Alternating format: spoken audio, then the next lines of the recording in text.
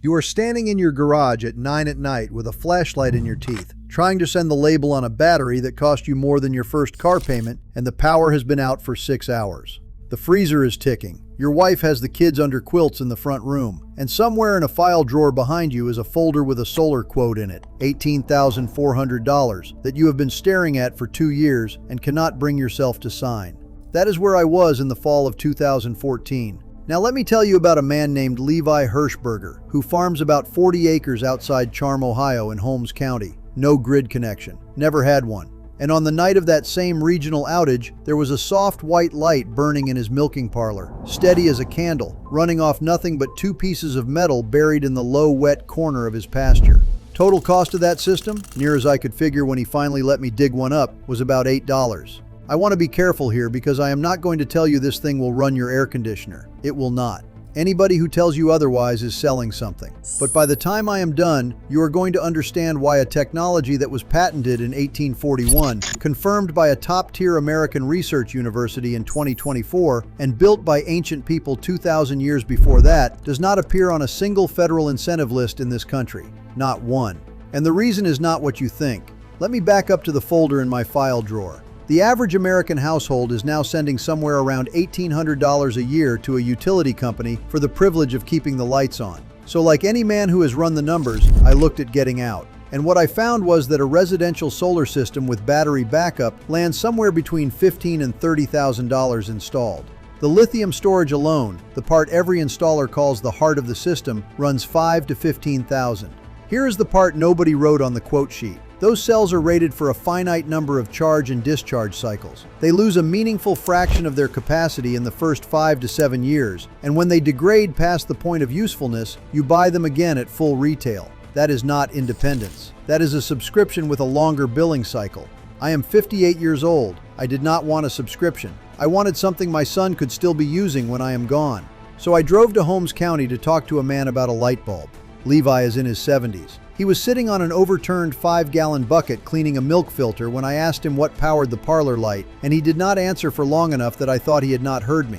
Then he said, "The ground does," and he went back to the filter. It took me another 2 visits before he walked me out to the fence line. What he showed me was a row of holes, maybe a foot apart, running along the low, wet ground near a spring seep. In each hole, a short piece of copper pipe and a galvanized steel rod, 3 or 4 inches apart, wired one to the next in a chain. That was the whole machine. No moving parts, no panel, no inverter, no manufacturer's plate anywhere on it. His grandfather put in the first one, he said, to run a telegraph sounder. Nobody in that family has ever paid for the current in that wire. Here is why it works, and I want you to follow this part closely, because once you see the physics, you will never look at wet ground the same way again. What is buried out there is a galvanic cell. You have already built one. If you have ever pushed a copper penny and a zinc nail into a lemon and watched a small light blink on, you did this in grade school.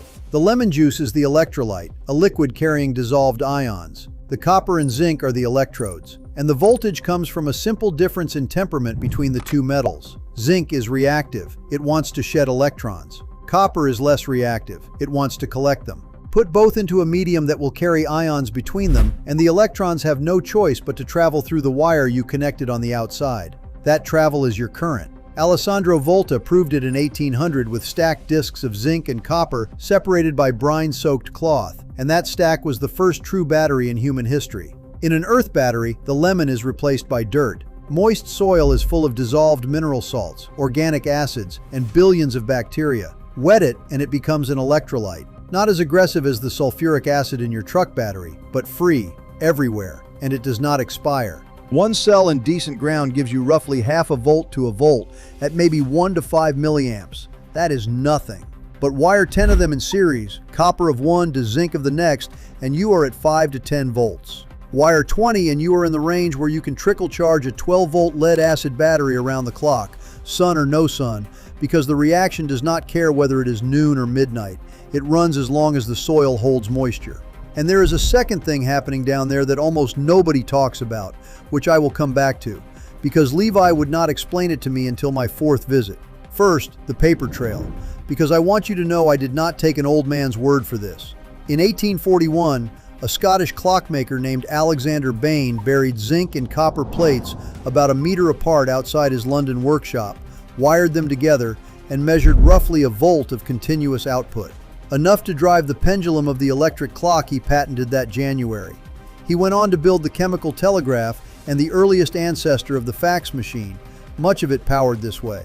3 years before that, Carl August von Steinheil in Munich had found that the Earth itself could serve as the return conductor for a telegraph circuit, which cut the copper needed for every telegraph line on the planet in half. By the 1850s, nearly every major network on Earth was using the ground as half its circuit. The Earth was already part of the grid, it simply never got the credit. Go back further. In 1936, workers outside Baghdad uncovered small terracotta jars from the Parthian era, each holding a rolled copper cylinder around an iron rod, sealed with bitumen. In 1940, the German director of the National Museum of Iraq, Wilhelm Koenig, published a paper arguing they were primitive galvanic cells. Modern recreations filled with vinegar have produced between half a volt and about 1.5 volts apiece. And in Kentucky in the 1890s, a self-taught inventor named Nathan Stubblefield drove rods into the ground in the town square at Murray and transmitted clear human speech through the soil over a distance of thousands of feet. He was issued United States Patent number 600,457 on May 8, 1898, for a battery of iron and insulated copper buried in the earth. He died broke in 1928, having destroyed his prototypes. Now, if you think this is antique curiosity, in January of 2024, a team led by Northwestern alumnus Bill Yen published peer-reviewed work on a soil-powered microbial fuel cell about the size of a paperback. In field tests, it generated roughly 68 times more power than the sensors attached to it actually required. It ran across conditions from moderately dry soil all the way to full submersion. The work was funded in part by the National Science Foundation and the USDA. The team published the whole design, open source, schematics and all, for free. 68 times more than needed, from dirt, published, funded, verified. And the total number of Earth battery installations recognized by any American energy authority remains at 0. I want to be careful how I say this next part, because I am not interested in telling you there is a room somewhere with men in suits deciding what you may know. That is not what happened. What happened is duller and honestly, worse. There is no Earth battery industry. There is no trade association. There is no manufacturer sending anyone to a congressional hearing. There is no Underwriters Laboratories listing for 2 rods in your garden, and without a listing, no inspector approves it, no insurer covers it, no appraiser assigns it value. The federal credits that shaped this market covered photovoltaic panels, lithium storage above a certain capacity, geothermal pumps, fuel cells, small wind. Earth batteries were not tested and rejected. Nobody with a lobbying budget ever asked for them to be on the list. There is no marketing budget for a galvanized nail. There is no quarterly earnings call for a piece of copper pipe. A device that generates no invoice, requires no meter, and needs no transmission line simply does not fit inside a financial architecture built on metered consumption, and so it never enters the regulatory architecture either. Not banned, just invisible. That is the whole mechanism, and it is more effective than a ban ever was.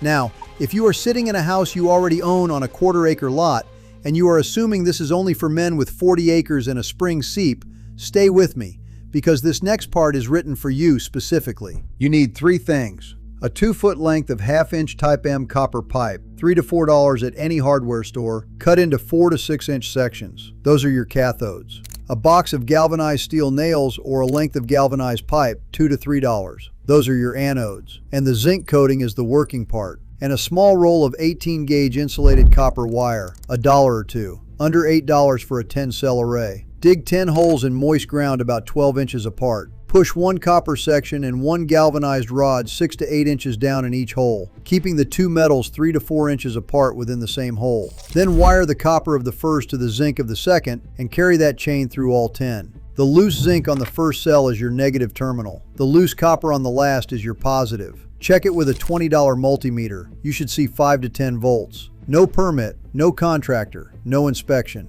You are not modifying your house. You are putting metal in your own garden. Now here's the part Levi made me wait for. 3 refinements separate a novelty from something that runs for years. First, soil. Put it in clay or loam, not sand. Clay holds moisture longer and carries more dissolved minerals, which means steadier voltage across a dry August. Second, feed it. A shovel of aged manure or finished compost worked into each hole introduces organic acids and microbial activity that lift both voltage and current. If your ground is poor, a tablespoon of non-iodized salt dissolved in a cup of water poured at each cell will raise conductivity. Third, and this is the one he would not say out loud until the 4th visit, run your array on a north to south line and spread the end electrodes farther apart than feels necessary. Natural electrical flows move through the Earth's crust, driven by the interaction of the solar wind with our magnetic field. Geophysicists have measured them since 1847. Aligned that way, an array can pick up more than the chemistry alone should give you. Levi does not call them telluric currents. He calls it laying it with the weather. And if you have tried something like this before and gotten a disappointing reading, let me walk you back through it, because in almost every case it is one of 3 things. You use stainless steel instead of galvanized. Stainless is engineered not to corrode, and corrosion is the entire reaction, so it will sit there doing nothing forever. You put the 2 metals too close together, or let them touch, and shorted the cell. Or your ground was dry. Water it, and read it again in an hour. And if you are charging a battery, spend the extra $1 on a blocking diode so your current cannot run backwards into the dirt at night. Understand the ceiling too. This will not run a well pump or a stove. It will run LED lighting, sensors, a weather station, a trickle charge on a 12-volt bank. The zinc is consumed and wants replacing every year or 3. That is honest, and honest is what this is worth. There is a whole body of this kind of knowledge that was not disproven. It was outspent. And there is a movement of men and women in their 50s, 60s, and 70s quietly pulling it back out of the ground, sometimes literally. So tell me something specific in the comments. Not what you think, but what you have. Tell me your soil type, clay or sand or loam. Tell me your county, and tell me the one small thing in your house you would put on dirt power first. I read them. And if you would rather own something than rent it forever, subscribe, because that is the whole of what we are doing here. Next week, I want to show you what an old Mennonite woman near Elizabethtown does to her well water every spring with a single handful of hardwood ash, and why the Extension Service quietly stopped printing that recommendation sometime around 1961.